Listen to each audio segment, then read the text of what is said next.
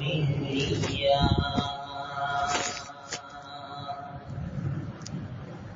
وقال النبي صلى الله عليه وسلم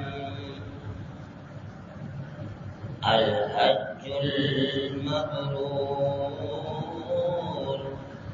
ليس له جزاء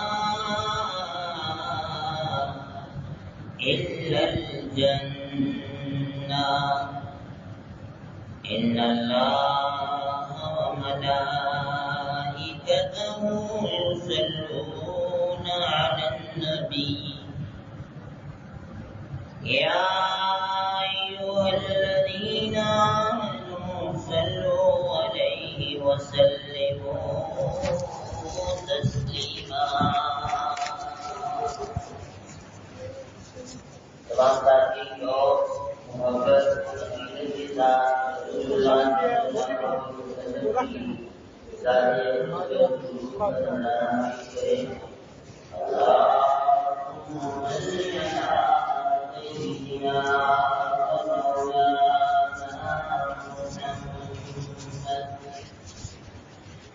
وعلى آل سيدنا ومولانا محمد وبارك وسلم وصل عليه.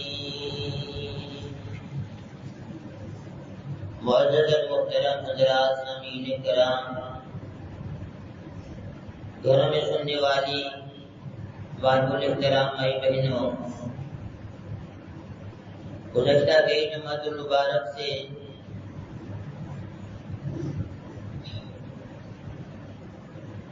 اسلامی شاعر میں اہم مقام رکھنے والا فرض جو بدنی اور مالی عبادات کا مجموعہ ہے، حج کے بارے میں بیانات ہو رہے ہیں. ہر صاحب استطاعت پر اللہ تعالیٰ نے حج کو فرض فرمایا، اور جو بندہ باوجود استطاعت کے حج کے لیے نہیں جاتا، اس پر اللہ تبارک و تعالیٰ کی سخت ناراضگی ہے کہ رسول اللہ صلی اللہ علیہ وسلم نے فرمایا رب العالمین کس کی پرواہ نہیں ہے، چاہے اللہ کی بارگاہ میں یوم جزا یہودی بن کے حاضر ہو یا عیسائی بن کے حاضر ہو. یہ ساتھیوں گزشتہ جمعۃ المبارک کے بیانات کا مختصر خلاصہ آپ کے سامنے بیان کیا ہے.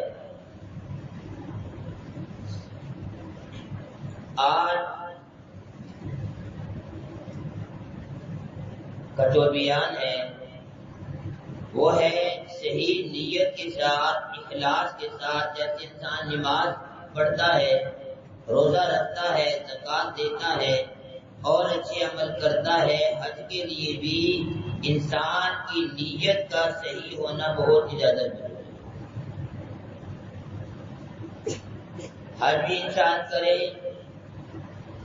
صرف اللہ تعالیٰ کو راضی کرنے کے لیے حج کرے کہ میرے اللہ تعالیٰ مجھ سے راضی ہو جائیں، اور جو کام اللہ کو راضی کرنے کے لیے کیا جائے چاہے مقدار میں تھوڑا ہی کیوں نہ ہو، اس عمل سے جو اخلاص سے خالی ہو بہت زیادہ اجر رکھتا ہے. اب حج کے لیے انسان اتنا زیادہ مال اکٹھا کیا، مال خرچ کیا، لیکن جو اللہ تعالیٰ کی طرف سے جزا بندے کو ملنی ہے، جنت اللہ تبارک و تعالیٰ نے دینی ہے، بندے کے گناہوں کو معاف کرنا ہے، وہ اس وقت کے ساتھ بھی حاصل ہوگا جب یہ سفر محض اللہ تبارک و تعالیٰ کی رضا کے لیے.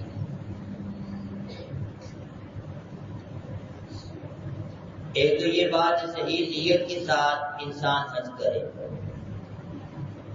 انسان اپنے دل کے اندر کوئی ایسی بات نہ لائے ہاں یہ بات ہے دنیا والے اس بندے کی تعریف کریں، اس کے بارے میں اچھے خیالات کا اظہار کریں، یہ علیحدہ بات ہے۔ خود انسان کے دل کے اندر یہ بات نہیں آنی چاہیے کہ میں اس حج کے لیے جا رہا ہوں، لوگ میری تعریف کریں۔ بہت بڑا سخی ہے، اپنی جان کو بھی مشقت پہ ڈالا ہے، اتنا زیادہ مال خرچ کیا ہے اور اللہ کو راضی کرنے کے لیے، فرض کو ادا کرنے کے لیے حج کے لیے جا رہا ہے۔ حاجی کے اپنے دل میں یہ بات نہیں آتی۔ ایک بات، دوسری بات ہے حج کے لیے جو انسان مال خرچ کرے وہ مال خالصاً پاک ہونا چاہیے۔ آج کل ہمارے ماحول میں یہ بات بن پڑی ہے، ساری زندگی رب کی نافرمانی انسان کرے، حرام حلال مکس کرے، جائز ناجائز کا کوئی لحاظ نہ رکھے، کوئی خیال نہ رکھے، اور یہ دل میں ایک بات ہے آخری عمر میں حج کرنے کے پیچھے لفظ ایسے صاف نہیں ہوتا۔ یہ صرف دل کو تسلی دینے والی بات ہے۔ انسان اپنے منہ میاں مٹھو بنتا رہے، اپنے دل کو خوش کرتا رہے۔ ایک انسان کو خود تو پتا ہوتا ہے کہ میرا مال کیسا ہے۔ رسول اللہ صلی اللہ علیہ وسلم نے فرمایا بہت سارے حاجی حج کے لیے جاتے ہیں، بعض حاجی لبیک کی صدا لگاتے ہیں، اے ربا میں حاضر، لبیک اللہم لبیک، اور اللہ تعالیٰ کی طرف سے ان کی لبیک قبول ہو جاتی ہے۔ فرشتے کرتے ہیں لبیک وسعدیک، اے سعادت مند آدمی تیری لبیک قبول ہو گئی۔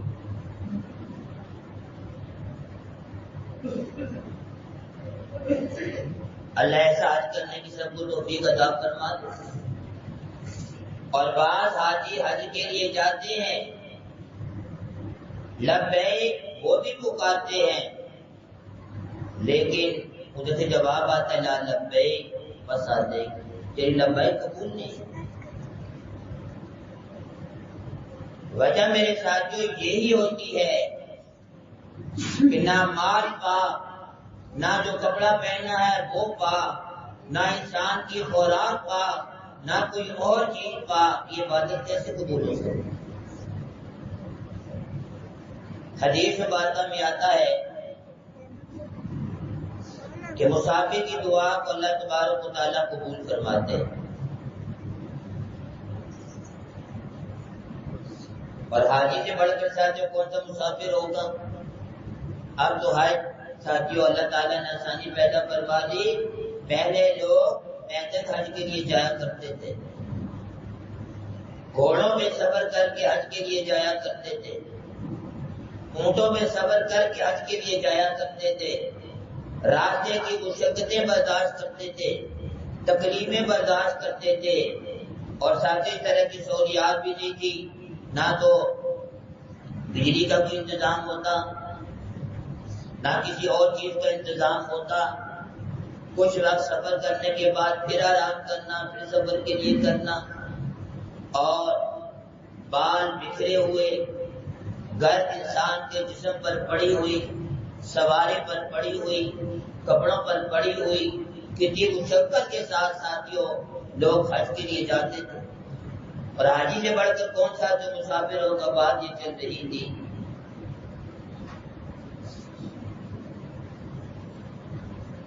ایک بندہ اللہ تعالیٰ کے آگے یا اللہ کی صدائیں لگاتا ہے، لیکن ایسے بندے کی دعا کیسے قبول ہو سکتی ہے؟ نہ انسان کی خوراک پاک، نہ لباس پاک، نہ کوئی اور چیز پاک، ایسی دعا ساتھ قبول نہیں ہوتی۔ سب سے اصل یہ دعا کی قبولیت کے لیے انسان کے جسم میں، انسان کے پیٹ میں مال حلال ہونا چاہیے۔ اور انسان جتنی بھی چیزیں استعمال کرتا ہے ساری کی ساری چیزیں انسان کے حلال مال کے ساتھ خرچ کر کے انسان حاصل کرے تب جا کے ساتھ کو بات کرے. اور جیسے پہلے بھی آپ کے سامنے مسئلہ بیان کیا تھا کہ اللہ تعالیٰ حج کی وجہ سے پچھلے سارے گناہ معاف فرما دیتے ہیں، لیکن بات یاد رکھنی چاہیے حقوق و عباد معاف نہیں ہوتے. کسی کی زمین پہ قبضہ کیا، کسی کا مال کھایا ظلمن، کسی کی عزت آبرو کے ساتھ انسان کھیلا،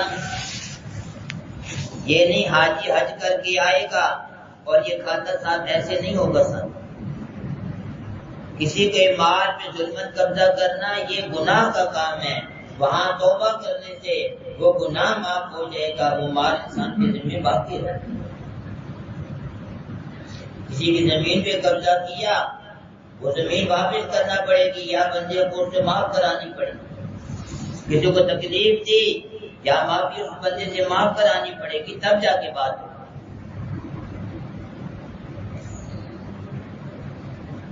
اور پہلے بھی آپ کے سامنے بیان کیا حقوق العباد کا معاملہ بہت ہی زیادہ نازک معاملہ ہے ساتھیوں. ساری زندگی کی نمازیں، ساری زندگی کے روزے، زکوٰۃ، حج، تلاوت، ذکر سارے کے سارے اگر حقوق العباد کے معاملے میں روزے جزا مخالفین لے کر چلے گئے انسان کا کیا بنے گا؟ رسول اللہ صلی اللہ علیہ وسلم نے فرمایا میری امت کا مفلس ترین انسان وہ ہے پہاڑوں کے برابر عمل لے کر آئے پھر بھی اپنی بدعمالیوں کی وجہ سے ان کو جہنم میں جانا پڑا. حضرات صاحب کرام بڑے حیران ہوئے، ایسا ہو سکتا ہے؟ ساری زندگی نمازیں پڑھی، روزے رکھے، مال اللہ کے راستے میں خرچ کرتا رہا، پھر کیسے جہنم میں جائے؟ بتایا گیا اللہ تعالیٰ کی عدالت میں پورا انصاف ہوگا. مثال دی گئی کہ دنیا میں اگر کسی ایک سینگ والی بکری نے بے سینگ بکری کو مارا ہوگا، انصاف ایسے کام کیا جائے گا بے سینگ بکری کو سینگ کیے جائیں گے روزے جزا اور وہ سینگ والی بکری سے اپنا حساب نہ برابر. ایسے میرے ساتھیوں دنیا میں انسان کسی کا حق ساتھ لے کر نہ جائے، اور آج کل تو ادھار لوگ لیتے اسی لیے واپس ہی نہیں کرتے. اور کوشش تو یہ کرنی چاہیے کہ دنیا سے جاتے وقت کسی نے ہمارا حق دینا ہو، یہ نہیں کہ ہم نے کسی کا حق دینا ہو.